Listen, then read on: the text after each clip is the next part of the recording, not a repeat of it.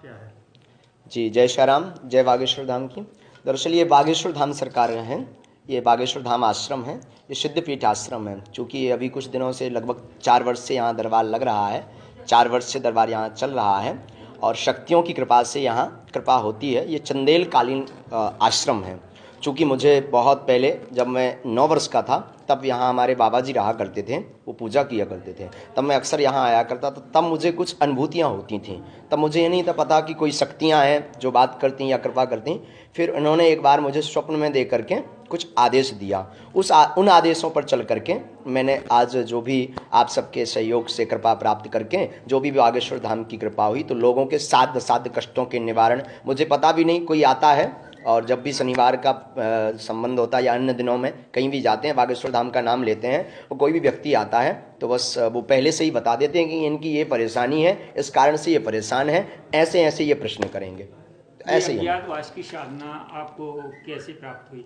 अज्ञातवास की जो साधना, एक इन्हीं का आदेश लगा था कुछ दिनों पहले। 4 नवंबर से हम अज्ञातवास की साधना पे गए थे, 1 माह के लिए, 1 माह के लिए अज्ञातवास साधना की थी। इनका रात्रि में आदेश लगा था श्री राम महायज्ञ के बीच में कि अब आप 1 माह की अज्ञातवास साधना करेंगे, जो पांडवों ने की थी, लोक जन कल्याण देश हित के लिए, ताकि विश्व हमारा भारत देश हमारा विश्व गुरु बने और सबका कल्याण हो। और दरबार में आने वाले जितने भी हजारों श्रद्धालु आप बाहर देख रहे होंगे, खूब लोग आए होंगे, उन सबका कल्याण हो, उन सबके कल्याण के लिए अज्ञातवास साधना हमने की। किस तरीके से लोगों को निजात मिलती है यहाँ पर आने से? जो भी आते हैं तो सबसे पहले तो वो आदेश कर देते हैं कि फलाना व्यक्ति आएगा, इसकी ये परेशानी होगी, अथवा वो प्रश्न करता है तो उसके प्रश्न के अनुसार हम निवेदन करते हैं, तो कोई हमें आदेश कर देता है कि इसको ये उपाय बता दीजिए, इसके करने से जो है परेशानी दूर होगी। और वैसे भी बागेश्वर धाम में 7 शनिवार मात्र दर्शन करने से वो स्वः कृपा करके कल्याण करते हैं और उनकी मनोकामना पूरी होती है। सभी स्थान का नाम बागेश्वर धाम कैसे पड़ा?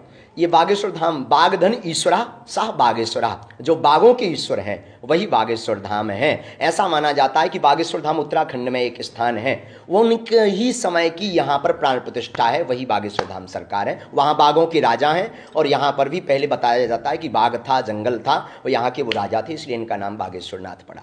यहाँ पर आने के बाद लोगों की किस किस प्रकार की परेशानियाँ दूर होती है? श्राद्ध असाध्य से भूत प्रेत बाधा हुई, तंत्र पर बाधा हुई, किसी की नौकरी नहीं लग रही है, आदि आदि पर वो उपाय बताते जाते हैं, अर्जी क्रम बनाते जाते हैं। जैसा जैसा वो हमें आदेश कर देते हैं वैसा हम लोगों को बता देते हैं। वैसे ही हनुमान जी बागेश्वर धाम कृपा कर देते हैं और उनकी कृपा से लोगों के सर्व कार्य सिद्ध होते हैं। अपनी साधना के द्वारा लोगों को क्या संदेश देना चाहेंगे? हमारी साधना के द्वारा हम यही चाहते हैं, सर्वजन हिताय सर्वजन सुखाय, सभी सुखी रहें, सभी निरोगी रहें, सब भगवान के भक्त बने और हमारा भारतवर्ष में सनातन धर्म की ध्वजा फहरावे एवं भारत विश्व गुरु बने। इसी के लिए श्रीमद् भागवत कथा एवं श्री राम कथा भी करते हैं और इसी के लिए ये दिव्य शनिवार को महादरबार, चमत्कारिक दरबार लगाते हैं, मात्र सर्वजन हिताय सर्वजन सुखाय के लिए। कितनी वर्ष की उम्र से आप श्रीमद् भागवत कथा कर रहे हैं? जी, 11 वर्ष की अवस्था से श्रीमद् भागवत कथा एवं श्री राम कथा कर रहे हैं। आज 22 वर्ष में चल रहे हैं, 10 वर्ष कथाएं करते हुए हो गया और 7 वर्ष दरबार लगाते हुए हो गया। लगभग कितनी कथाएं कर चुके हैं अभी तक? 89 कथाएं,